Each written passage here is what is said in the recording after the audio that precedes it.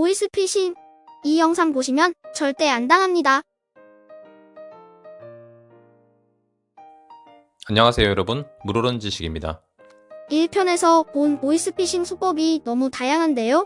도대체 그 진화는 언제 멈출까요? 휴. 네, 사례는 다르지만 공통점은 이제 알 수 있겠죠. 우선 어떤 일이 일어나도 당황하지 않고 차분하게 다시 생각해보기, 민감한 개인정보 유출하지 않기, 금전 요구 시 확인 절차 없이 돈을 송금하거나 직접 현금을 건네지 않기, 출처가 불분명한 인터넷 링크 주소나 전화번호를 클릭하지 않기. 위 4가지만 잘 지켜도 당하지 않겠죠. 그럼 이번 영상에서 더 알려준다는 사례는 어떤 건가요? 이번에 알려드리는 사례는 개인정보 도용을 통한 대출 사기로 꽤 흔하게 발생하는 범죄예요.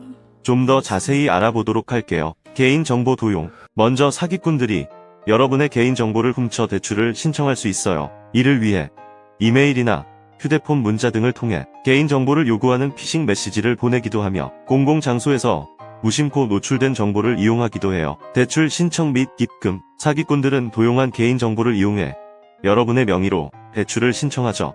그리고 이 대출금이 여러분의 계좌로 입금되는 거예요. 잘못된 입금 알림. 사기꾼들은 대출금이 입금된 후 여러분에게 전화를 걸어 잘못된 입금이 되었다며 돈을 돌려보내달라고 요구를 해요. 이때 사기꾼들은 금융기관 직원이나 경찰 등으로 위장해 전화를 걸어오기 때문에 상당히 설득력이 있어요. 사기꾼이 나의 개인정보를 이용해 금융기관에서 내 명의로 진짜 대출을 받은 거라면 그 잘못 입금된 돈은 내가 직접 신청한 건 아니지만 어쨌든 진짜 나의 대출이기는 해요. 그것도 모르고 잘못된 입금액이라는 말에 속아 범인의 계좌로 그 돈을 송금하면 대출금은 내 통장에서 사라지고 범인이 대출한 돈을 내가 다 갚게 되는 상황이 되는 거예요. 너무 무서운데요.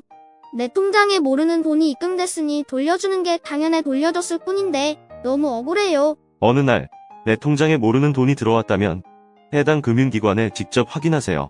다양한 이유로 입금에 대해 다시 송금 요구를 하는 보이스 피싱도 있으나 내 계좌를 범죄자금 통장으로 활용하는 경우도 있으니 조심하세요. 통장에 정체 모를 돈이 입금되었다고 좋아하다간 오히려 큰일 나겠네요. 무조건 은행이나 수사기관을 통해 직접 확인해야겠어요. 네, 맞아요. 계좌에 나도 모르는 돈이 입금되었다면 해당 금융기관에 직접 전화를 걸어 상황을 확인하세요. 이때 전화번호는 인터넷이나 전화번호부에서 찾아 직접 걸어야 해요. 만약 대출이 신청되었다면 해당 금융기관과 협력해 대출 취소 절차를 밟으세요. 개인정보 도용이나 대출 사기와 같은 범죄 행위는 꼭 경찰에 신고해야 해요. 그럼 그 외에도 또 다른 수법이 있나요? 몇 가지 실제 사례들을 더 알려드릴게요. 1. QR코드 사기. 사기꾼들이 소셜미디어, 이메일 메시지 등을 통해 QR코드를 보내는 경우가 있어요. 이 QR코드를 스캔하면 악성 코드가 실행되어 개인정보가 유출되거나 피해자가 모르는 사이에 자동으로 송금이 이루어질 수 있어요. 믿을 수 없는 출처의 QR코드는 스캔하지 않도록 주의하세요. 원격 지원 사기. 사기꾼들이 컴퓨터, 스마트폰 등의 기기 문제를 해결해준다며 원격 지원을 요청하는 경우가 있어요. 이때 원격 지원 도구를 설치하면 사기꾼들이 기기를 원격 조작할 수 있게 되어 개인정보 유출이나 금전적 손해를 입을 수 있어요. 믿을 수 없는 출처의 원격 지원 요청을 받으면 거절하는 것이 좋아요. 3.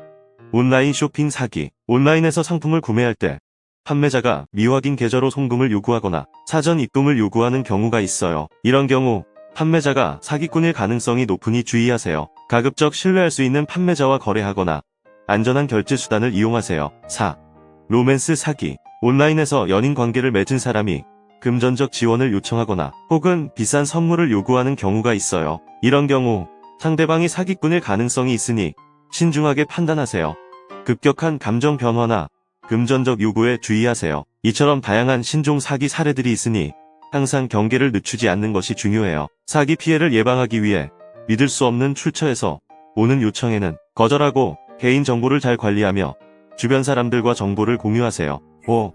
공공기관 사칭 사기. 정부나 지자체 등 공공기관을 사칭해서 지원금 신청 대상자라면서 지원금을 받기 위해서는 인터넷 링크 주소 클릭을 유도하거나 전화를 유도하는 방식이에요.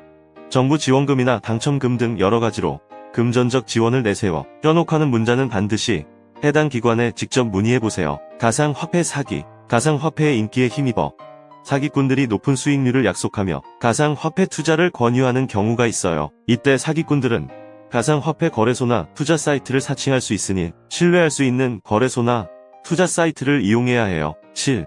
기술 지원 사기. 사기꾼들이 기업이나 개인을 대상으로 기술 지원이 필요하다며 전화를 걸어오는 경우가 있어요. 이때 사기꾼들은 전문가나 기술 지원팀을 사칭해 금전을 요구하거나 원격 지원을 통해 기기를 해킹할 수 있어요. 이런 경우에는 신뢰할 수 있는 전문가나 기술 지원팀에 확인해야 해요. 8. 선물 카드 사기. 선물 카드의 핀 번호를 알려주면 현금으로 교환해 준다거나 혹은 높은 할인율로 선물 카드를 판매한다는 광고를 보내는 사기 사례가 있어요. 이때 사기꾼들은 선물 카드 정보를 이용해 현금을 빼돌리거나 가짜 선물 카드를 판매할 수 있어요. 선물 카드 거래는 정식 판매처를 이용해야 해요. 9. 이메일 사기. 사기꾼들이 회사나 개인의 이메일을 해킹하여 송금 요청을 보낼 수 있어요. 이 경우 상대방이 사기꾼인지 아닌지를 확인하기 어려우므로 주의가 필요해요. 의심스러운 송금 요청이 있을 경우 직접 연락을 취해 확인하는 것이 좋아요. 10.